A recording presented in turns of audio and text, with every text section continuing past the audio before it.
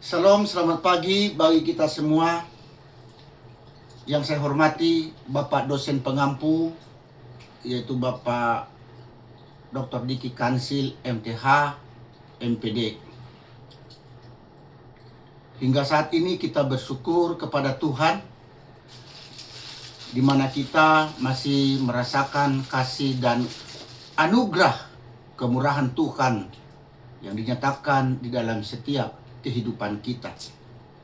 Di sini saya akan mempresentasikan eskatologi dalam surat-surat atau tulisan-tulisan Paulus sebagai tugas mata kuliah Teologi Perjanjian Baru 2.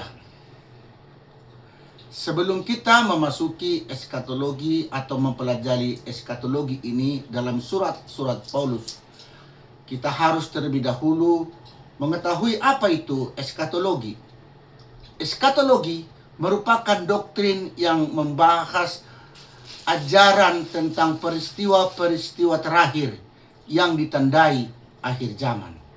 Kita tahu bahwa di dalam kekristenan, eskatologi berkaitan dengan akhir zaman. Namun, dalam mempelajari doktrin ini, seringkali pemikiran-pemikiran teologi yang dicantumkan banyak menimbulkan pro dan kontra yang terjadi di kalangan para teolog. Kita tahu sendiri dalam mempelajari teologi ini banyak menimbulkan pro dan kontra di dalam penafsiran, sehingga mengapa bisa terjadi demikian? Karena peristiwa eskatologi ini belum terjadi dan belum digenapi, yang menyebabkan munculnya kesalahpahaman dan kekeliruan yang terus berlanjut. Dan ini menjadi polemik. Akibat belum terjadi penggenapan sampai saat ini, di dalam penafsiran eskatologi ini menjadi tetap sebagai polemik. Namun, doktrin eskatologi ini juga tidak kalah menariknya untuk dipelajari dengan doktrin-doktrin dalam kekristenan lainnya. Kita tahu dalam kekristenan itu banyak doktrin yang dipelajari. Misalnya ada eskatologi, ada bibliologi, dan masih banyak doktrin yang dipelajari. Sehingga pada pembahasan kita kali ini, saya akan memberikan penjelasan mengenai eskatologi yang terdapat dalam tulisan-tulisan atau surat-surat Paulus, di mana pada bagian ini akan dicantumkan ayat-ayat yang menjadi suatu tanda teologi pada tulisan-tulisan Paulus. Namun sebelumnya, saya akan memberikan sedikit kilas tentang latar belakang dari Paulus. Latar belakang Paulus. Paulus adalah rasul bagi banyak bangsa-bangsa non-Yahudi. Atau Paulus itu diutus untuk bangsa-bangsa non-Yahudi atau di luar bangsa Yahudi. Paulus menulis sebagian besar dari Perjanjian Baru. Kemudian Paulus menekankan pengharapan dalam Kristus. Dan yang keempat, bahwa Paulus mengajarkan eskatologi yang bersifat sudah atau belum. Artinya, Paulus mengajarkan bahwa pertama, keselamatan sudah digenapi dalam Kristus. Kemudian yang kedua, namun kemuliaan penuh belum dinyatakan. Misalnya, ya, di dalam suratan Roma 8 ayat yang ke-24, di sana dituliskan kita diselamatkan di dalam pengharapan. Nah, ini belum. Kemudian di dalam Filipi 3 ayat yang ke-20 juga kita dapat membacanya, dan dikatakan di sana bahwa kewargaan kita ada di sorga. Nah, di sini saya akan sedikit menjelaskan definisi dari surat-surat Paulus ini. Secara etimologi, kata eskatologi berasal dari penggabungan antara dua kata bahasa Yunani, yaitu yang pertama ekatos. Ekatos yang berarti akhir, hal-hal terakhir, peristiwa-peristiwa terakhir. Dan yang kedua, dengan kata logos berarti ilmu atau doktrin. Berdasarkan asal dua kata tersebut, eskatologi diartikan sebagai doktrin atau ajaran mengenai peristiwa-peristiwa atau akhir zaman.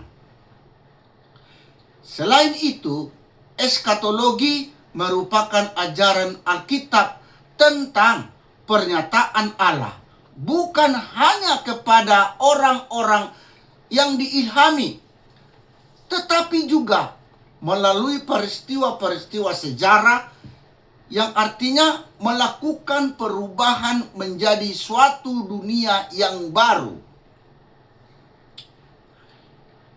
Dalam Perjanjian Lama, eskatologi dipahami sebagai hari Tuhan yang berpacu pada otoritasnya sepenuhnya.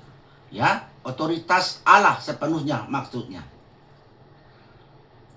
Hari Tuhan dapat dilihat sebagai berikut. Hukuman atau peringatan. Itu di dalam Mazmur 73 ayat yang ke-24. Kemudian pasal yang ke-49 ayat ke-16. Dalam kitab Ayub pasal yang ke-19 ayat 25 sampai 27. Kemudian dalam kitab Yesaya 26 ayat yang ke-19. Selanjutnya, dalam Perjanjian Baru, eskatologi dipandang kesudahan akhir zaman sebagai kedatangan Yesus Kristus kedua kali. Dapat kita baca di dalam surat Roma 8 ayatnya yang ke-19. Dan dalam Perjanjian Baru ini juga dikatakan Yesus sendiri pernah bersabda akan kedatangannya kedua kali.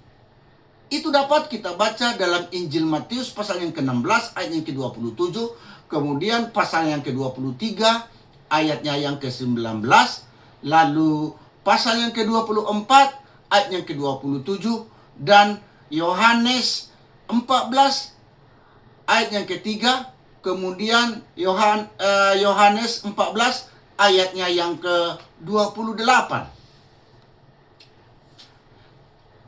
Di sini saya langsung saja kita masuk pada intinya, yaitu pengajaran eskatologi dalam surat-surat Paulus. Ajaran eskatologi, Paulus mencantumkan pemikiran teologi yang dinyatakan dalam suatu pewahyuan pribadi dari Allah. Dapat kita baca dalam Galatia 1 ayat yang ke-16. Sehingga pola pikir Paulus berubah, di mana Allah menyatakan di dalam 2 Korintus ayat yang ketiga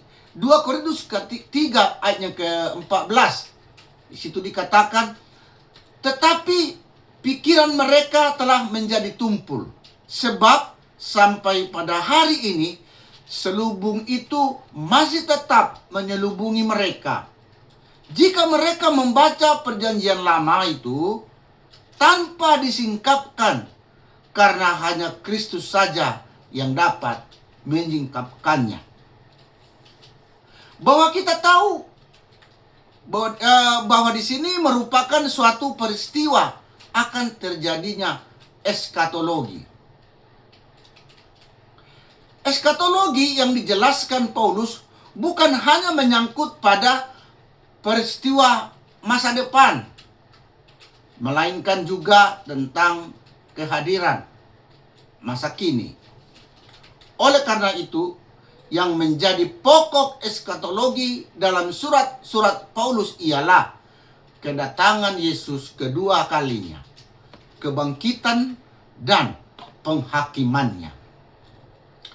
Pada bagian inilah akan dijelaskan berdasarkan pencarian-pencarian ayat-ayat yang telah dilakukan. Eskatologi dalam pandangan Paulus. Yang pertama, kedatangan Kristus yang kedua kali.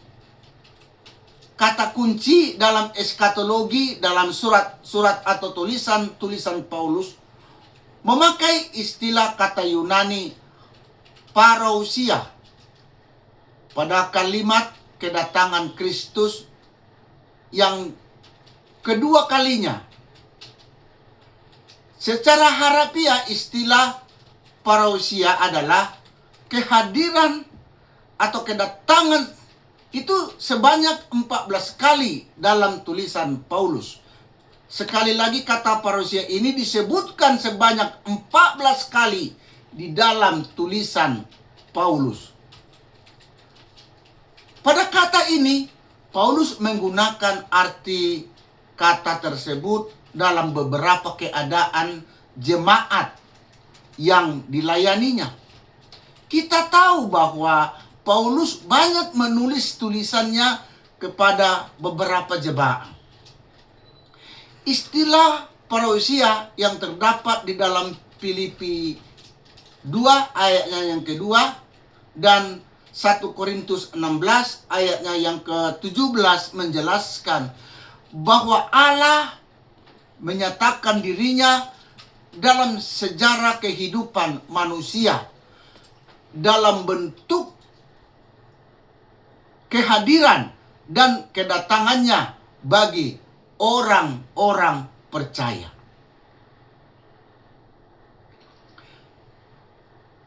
Kedatangan Yesus bukan sekedar kembali ke bumi ini, melainkan ia akan menunjukkan kuasa dan kemuliaannya. Kedatangan Tuhan tidak secepat atau tidak selambat apa yang diduga oleh manusia. Dengan kata lain, kedatangan Tuhan tidak diketahui secara pasti kapan waktunya akan tiba. Nah, memang hari-hari ini kita tahu bahwa ada orang yang sudah bisa menetapkan tanggal berapa dia datang, bulan berapa dia datang. Tetapi kenyataannya setelah tiba waktu yang mereka tentukan, Tuhan juga belum datang. Nah, tetapi Alkitab mengatakan bahwa kedatangan Tuhan itu tidak seorang pun yang dapat mengetahuinya. Ya. Seperti di awal saya sudah katakan bahwa eskatologi itu belum pernah terjadi. Hanya Allah yang menyingkapkannya. Oleh karena itu, Paulus menasihatkan jemaat untuk tetap bekerja sambil menantikan kedatangan Tuhan. Jadi seperti kejadian-kejadian yang saya bilang tadi itu, sampai mereka meninggalkan pekerjaan mereka, ya, menjual harta milik mereka, lalu mereka berkumpul di suatu tempat dengan memakai baju putih. Nah, mereka menantikan kedatangan Tuhan di sana. Tetapi sampai saat ini Tuhan belum datang. Itu sebabnya di sini Paulus menasihatkan jemaat untuk tetap bekerja. Ya, tetapi sambil menantikan kedatangan Tuhan. Hal ini juga senada dengan 2 Petrus 3 ayatnya yang ke-9. Tuhan tidak lalai menepati janjinya. Sekali lagi, ternyata di sana Tuhan tidak pernah lalai untuk menepati janjinya tentang kedatangannya. Sekalipun ada orang yang menganggapnya sebagai kelalaian. Tetapi ia atau Tuhan bersabar terhadap kamu karena Ia menghendaki supaya jangan ada yang binasa, melainkan supaya semua orang berbalik dan bertobat. Jadi rahasianya ada di sana. Kenapa sampai saat ini Yesus belum datang? Ya, karena dikatakan tadi di sana bahwa Dia setia menantikan kita manusia supaya kita datang kepada Dia, sehingga kita tidak binasa tetapi memperoleh hidup kekal dan bertobat. Oleh karena itu, kedatangan Tuhan dalam kegenapannya tidak ada seorang pun yang mengetahuinya. Itu sebabnya Paulus menasihatkan jemaat tetap setia menanti kedatangannya. Ya. Jadi kita harus tetap setia, jangan sampai kendor. Apalagi sampai kita meninggalkan. Sebab di sini Paulus menegaskan kepada jemaat, kepada kita, supaya kita tetap setia menanti kedatangannya. Itu dapat kita baca di dalam Kisah Para Rasul 1 ayatnya yang ke-7. Sehingga Paulus menyadari kedatangan Yesus kedua kalinya pasti akan terjadi, di mana ada masa sampai segala sesuatu ditaklukkan di bawah kakinya. Ini sangat jelas di sini. Dengan demikian, pada bagian ini menekankan kepada jemaat untuk berjaga-jaga menanti kedatangan Tuhan. Dan biarlah kita sebagai orang-orang yang percaya, kita tetap berjaga-jaga. Berjaga-jaga di sini berarti kita harus melihat kehidupan kita. Kita harus melihat bagaimana kita hidup, bagaimana kita mengisi kehidupan kita. Alkitab mengatakan jangan sampai seperti orang bodoh, tetapi harus seperti orang bijak. Itulah artinya berjaga-jaga. Kita berjaga-jaga menanti kedatangan Tuhan pada kali yang kedua. Di sini juga saya akan menjelaskan tujuan kedatangan Yesus menurut eskatologi dari surat-surat Paulus. Yang pertama,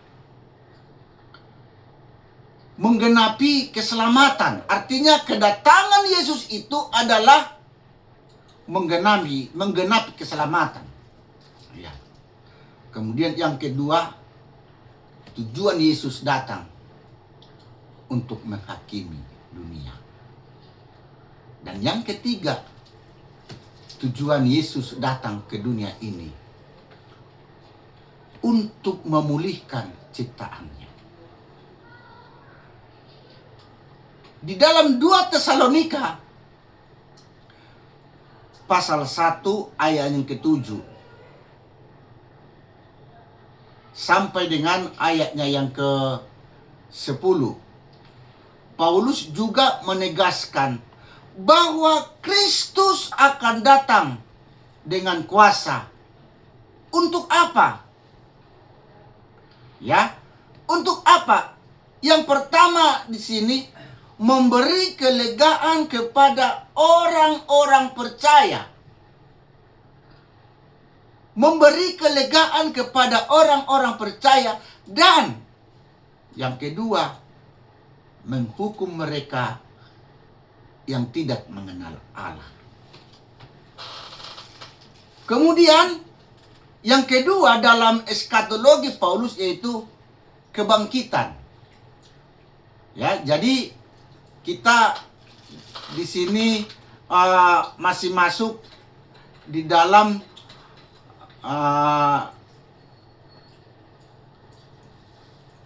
apa namanya tadi, eskatologi dalam perjanjian Paulus, pedangan Paulus. Yang pertama, kedatangan Kristus yang kedua kali, dan yang kedua di sini saya tulis tentang kebangkitan. Ya, kebangkitan adalah inti eskatologi dalam surat Paulus dengan menegaskan bahwa pertama, Kristus adalah buah sulung kebangkitan. Dan yang kedua, semua orang percaya akan diselamatkan. Ya, seperti dia. Jadi di sini juga Paulus membedakan antara tubuh sekarang juga tubuh kebangkitan yang akan datang. Tubuh kebangkitan atau tubuh sekarang, ya, tubuh sekarang maksud saya, itu fana. Karena di sini tadi bahwa Paulus membedakan ya antara tubuh sekarang dan tubuh kebangkitan nanti. Kalau tubuh sekarang itu fana, kemudian lemah, dan tubuh yang sekarang ini juga alamiah. Nah, tetapi tubuh kebangkitan, yaitu nanti, ya, ketika Yesus datang pada kali kedua. Tubuh kebangkitan ini, pertama, sifatnya tidak fana. Artinya kekal, tidak bisa mati lagi. Dan yang kedua, bahwa tubuh kebangkitan itu mulia. Dan yang ketiga, bahwa tubuh kebangkitan itu adalah rohani. Karena itu, kebangkitan bukan hanya kehidupan roh, tetapi pembaruan tubuh secara penuh.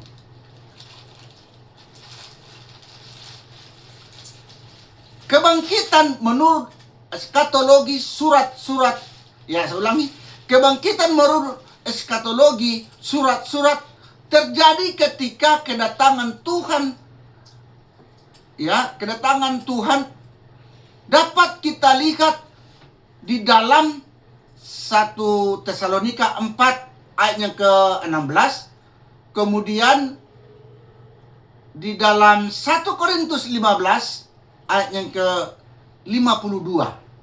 Di sini kita dapat melihat dengan jelas ya. Ini merupakan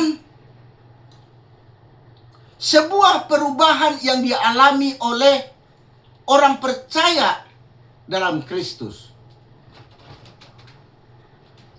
Ini dapat kita baca di dalam 1 Tesalonika 4 ayat yang ke-15. Di sini di dalam 1 Tesalonika 4 ayat yang ke-15 ini menjelaskan mereka yang hidup, yang masih tinggal sampai kedatangan Tuhan, ya, sekali-kali tidak akan mendahului mereka yang telah meninggal.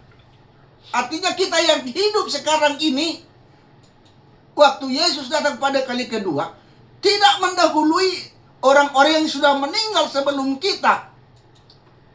Tidak. Sehingga dalam tulisannya, maksudnya dalam tulisan Paulus, ia mengungkapkan perubahan dari tingkat fana kepada kekekalan sebagaimana orang-orang percaya selama-lamanya bersama dengan orang-orang percaya, selama-lamanya bersama dengan Yesus. Itu dapat kita baca di dalam 2 Korintus 5 ayatnya yang ke-17. Dan yang ketiga, ya, dalam eskatologi Paulus ini dapat dibagi, yaitu yang ketiga, eskatologi dalam tulisan atau surat-surat Paulus, yaitu penghakiman. Ya, yaitu penghakiman. Tadi ada kebangkitan, ya, ada tubuh, ya kebangkitan, dan sekarang itu yang ketiga ini adalah penghakiman. Eskatologi yang menandakan adanya kedatangan Tuhan kedua kali pada akhir zaman. Munculnya penghakiman sebagai fungsi dari parousia atau kedatangan. Maksudnya kedatangan Paulus dalam hal ini menekankan adanya pembenaran, di mana yang dimaksud ialah pembebasan dari kesalahan dosa melalui suatu keputusan sang hakim pada hari terakhir. Kita tahu sang hakim yang dimaksud di sini ialah Yesus sendiri. Ya. Jadi hakim di sini adalah menunjuk kepada Yesus itu sendiri. Keputusan ini dinyatakan kepada orang-orang benar di dalam Kristus. Kita dapat melihat di dalam suratan Roma pasal yang ketiga ayat yang ke-21 sampai dengan ayat yang ke-26. Semua umat manusia dihadapkan pada tahta pengadilan Kristus. Itu dapat kita baca di dalam 2 Korintus 5 ayatnya yang ke-10. Karena pembenaran di dalam Kristus, maka penghakiman tidak perlu ditakuti. Jadi kita sebagai orang-orang yang sudah percaya kepada Kristus, ya, perkataan tentang penghakiman itu kita tidak perlu takut. Kita tidak perlu menakuti kata penghakiman itu. Ya. Maka penghakiman tidak perlu ditakuti oleh orang-orang di dalam Kristus. Itu dapat kita baca di suratan Roma pasal yang ke-8 ayatnya yang pertama. Kemudian ayat yang ke-33 sampai dengan ayat yang ke-34. Jadi sekali lagi saya katakan di sini bahwa hari penghakiman itu kita tidak perlu takut tentang itu. Karena penghakiman itu adalah orang-orang yang tidak berada di dalam Kristus. Penghakiman itu adalah bagi orang-orang yang tidak percaya kepada Kristus. Penghakiman itu adalah orang-orang yang tidak hidup di dalam Kristus. Penghakiman itu adalah orang-orang yang hidup dalam dosa. Tetapi penghakiman itu, ya, bagi kita adalah merupakan suatu anugerah dalam hidup kita, di mana kita akan bersama-sama dengan Kristus untuk selama-lamanya. Sehingga penghakiman pada hari terakhir menyangkut tentang kualitas atau tidaknya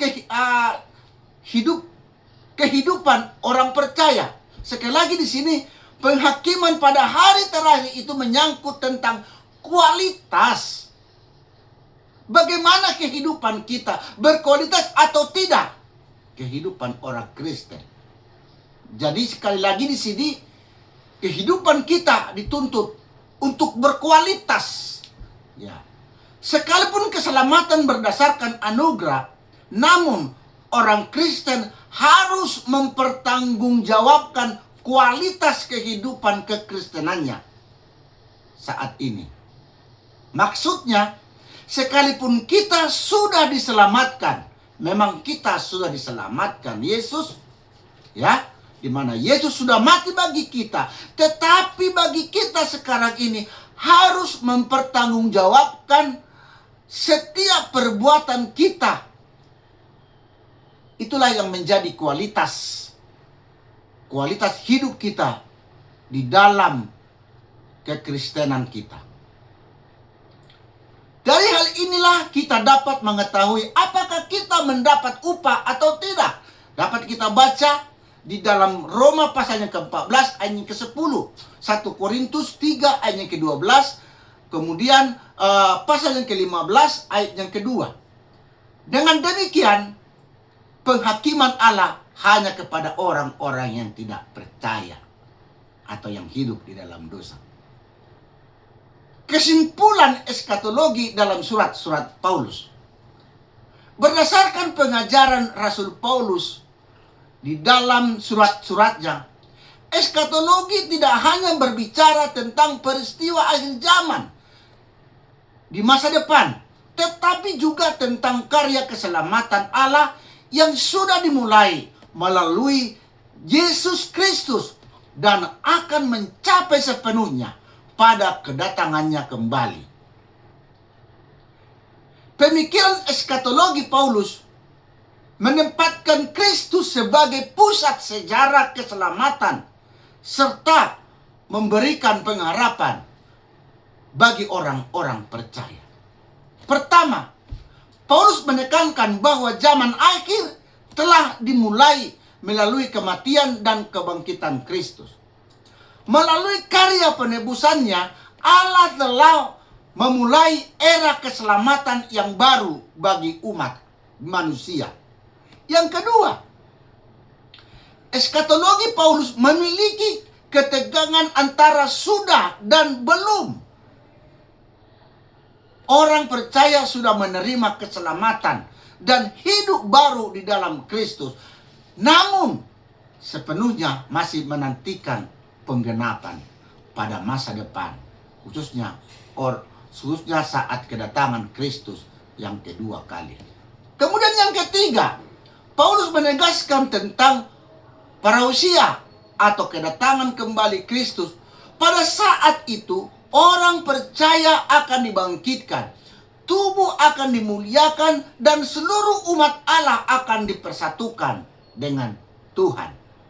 Dan yang keempat, eskatologi Paulus juga menegaskan adanya penghakiman Allah atas seluruh manusia. Setiap orang akan mempertanggungjawabkan hidupnya di hadapan Allah. Dan yang kelima, tujuan akhir dari eskatologi Paulus adalah pemulihan dan kemuliaan yang kekal bagi orang-orang percaya kepada Allah. Allah akan membaharui ciptaan dan membawa umatnya ke dalam kehidupan kekal bersama dengannya. Sebagai penutup, saya tuliskan begini. Dengan demikian, eskatologi dalam surat-surat Paulus menunjukkan bahwa sejarah keselamatan bergerak menuju penggenapan rencana Allah di dalam Kristus. Pengharapan akan kedatangan Kristus kembali menjadi dasar bagi kehidupan iman, kekudusan, dan ketekunan orang-orang percaya di tengah dunia ini. Demikian presentasi saya mengenai eskatologi di dalam surat-surat Paulus.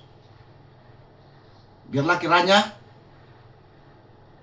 presentasi saya ini dapat berkenan kepada dosen pengampu.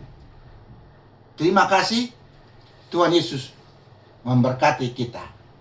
Haleluya.